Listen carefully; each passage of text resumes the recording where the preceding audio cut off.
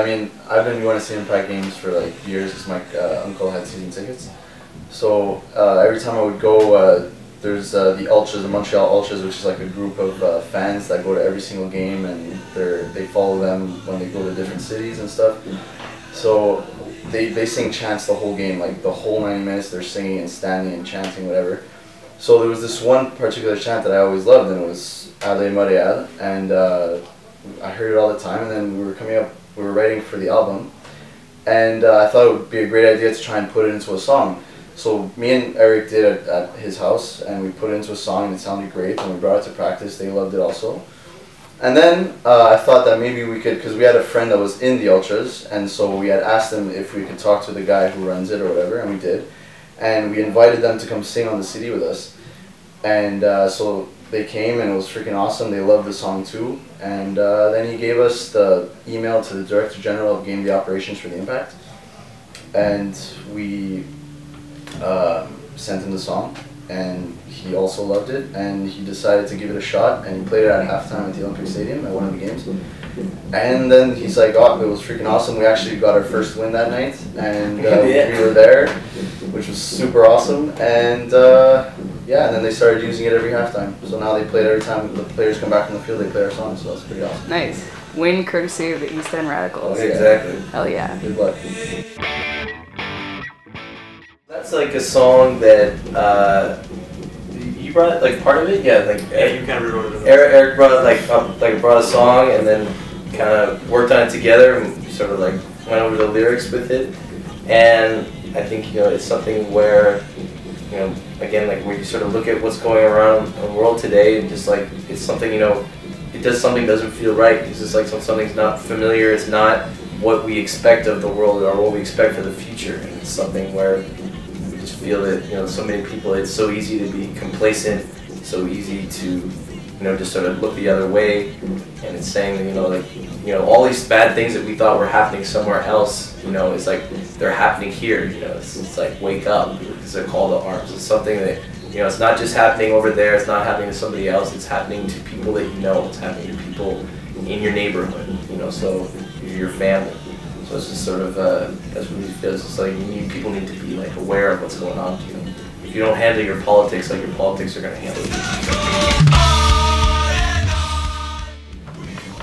Carry on. Go for it, Rick. All right. Well, yeah. Carry on is actually a song about the whole unemployment issue. I went to see my family in the States in Connecticut last summer, and I had realized that two of my cousins were out of jobs because of the recession there. So I kind of came back and I'm just like, wow, that sucks, because they both went to school and stuff and now they don't have no jobs. I don't remember what one of my cousins does, but the other one was into something to do with computers, and he was really good at his job and he's been there for like 10 years and then now suddenly he has no job. And he just got married, so it's kind of sad. So yeah, so I decided to write a song based on people that lost their jobs, and it deals with the recession. Carry on pretty much means like stick to it. Keep fighting hard. It talks a bit about the union. Talks about workers' rights. Just basically stick to the guns and keep fighting for your job. Mistakes I made. Yes, that's the song that I brought that we worked on together.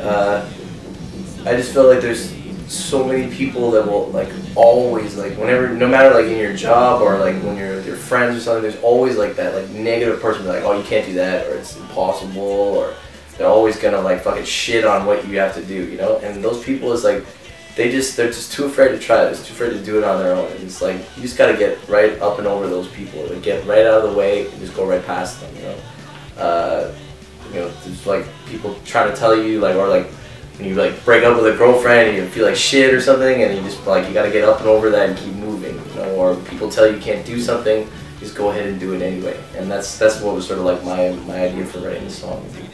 It feels good. I always like playing that one. It always feels good to play that one. That was like that's like a joint effort. Oh yeah, that's a joint effort. Yeah. Okay, that started off with I was in class once and my teacher was showing me pictures of the war that was going on in Afghanistan and Iraq, and he was showing me pictures of like brutality from soldiers. Like obviously there's people there just to support their country and everything, but then there's other people that take pictures of like them cutting heads off kids and like there's like, you know, there is brutality and war, and like not everyone sees that part of it. So like I was kind of like taken back by it, and like, oh shit, I didn't know that. So I decided to write a song a bit about it. Brought it to practice, everyone liked it. Scott changed up the lyrics a bit about it, but it's basically, it focuses on the part of war that people don't usually see in the papers. So that's a song that I brought.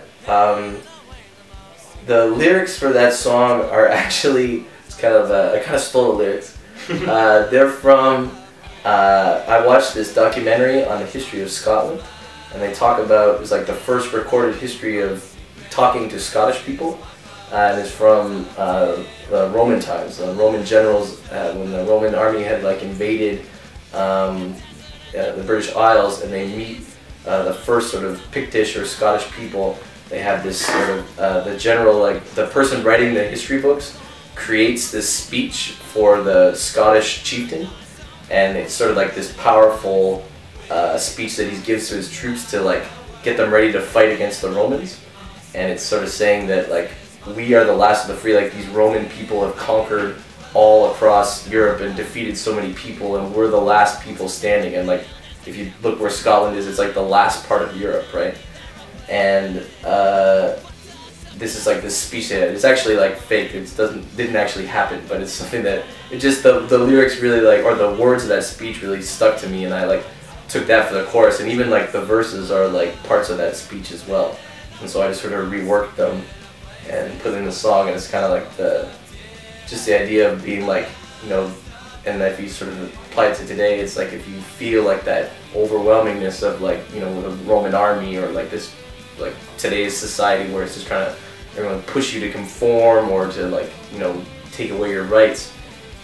It's like we're the last of the free, right? And then the sort of this oncoming onslaught, trying to oppose yourself to that. That's kind of Firebombs. That was me. That song is written about a lot of about Montreal, about the fire bombings that were happening in Montreal. Like Montreal, like, you know, is a city where it's festivals and lots of good times and things like that. But Montreal has a huge history of organized crime. And there was like a time, like I guess it's like 2 years ago, where there was like a series of repeated fire bombings, you know, in east of Montreal, and then there was one that happened near my house, like I live on the Montreal MDG in Westmount, and there's one right there. And I kind of wrote this song about the fire bombs, you know, the Rizzuto family had just died, and so there's this vacuum of power, and there's like a lot of these fire bombings going on. And I kind of wrote the song about the fact that, you know, there's lots of other things that the police want to, like, you know, or like you want to present Montreal as being this like fantastic, happy, fun place, and it is. It's great. It's like we love Montreal, but then there's like another side to it that people like ignore. You know, like organized crime is, you know, across the city. Like it's involved in like, if there's a bar in the city, is probably paying the protection or something to organized crime. So we just tried to, you know, write a song to bring that to light, I guess. That's like one of the oldest songs on the album. That's the oldest song for sure. Yeah. That's just basically, it's basically what it says, where we stand. It's about punk rock, it's about how we feel about it, it's about, you know, the scene. It's just basically where we fit in with the scene, doing songs our own way, the whole DIY concept. It's basically like a traditional punk rock song, but with a hint of Celticness, I guess. That's basically all it is. It's funny that one still stands up, you know, like that made it on the album too. That might be even older, actually. I don't know which one's older. Yeah, you're right. Might be older. Those are the two old ones of the album, for sure. You wrote that one. Yeah, you started off that one. I guess that one was just like, that was like the first song I've ever written. And I don't know, it's pretty much just like loving to play music and come fucking, you have to go to school and all that crap, but then afterwards you get to go to the pad, jam with your buddies and just have a good time, you know? I mean, that's pretty much what it's about, just loving music and getting to play at night with your friends and stuff. Pretty basic.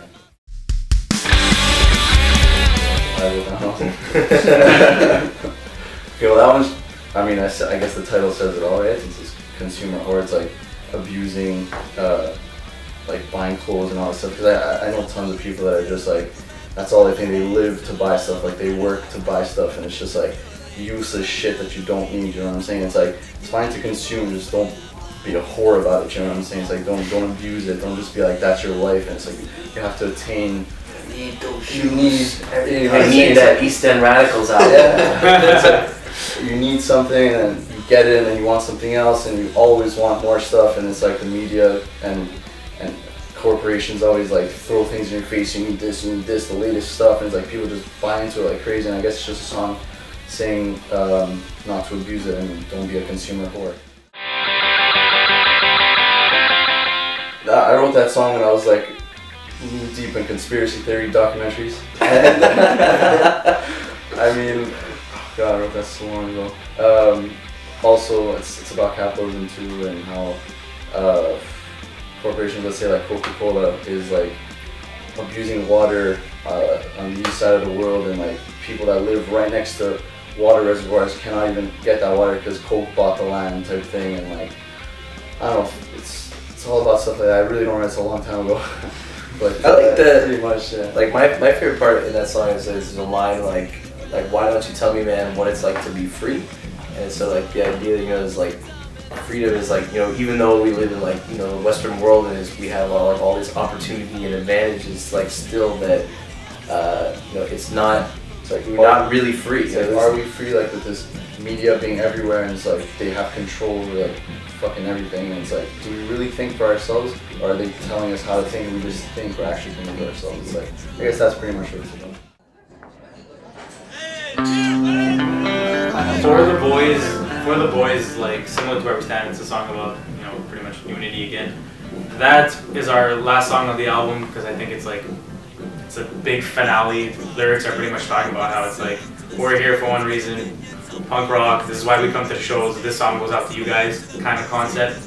And it's just a song that starts off slow sing along, then picks it up to get that whole punk vibe into it again. So it's just a finale to the album, basically talking about punk, the reason why we're here, doing it our own way, we're all together. It's an only song. Ladies too, ladies please. Oh yeah, it doesn't mean for the guys, yeah. That's it. No, yeah. it's for everybody. Ladies very much welcome.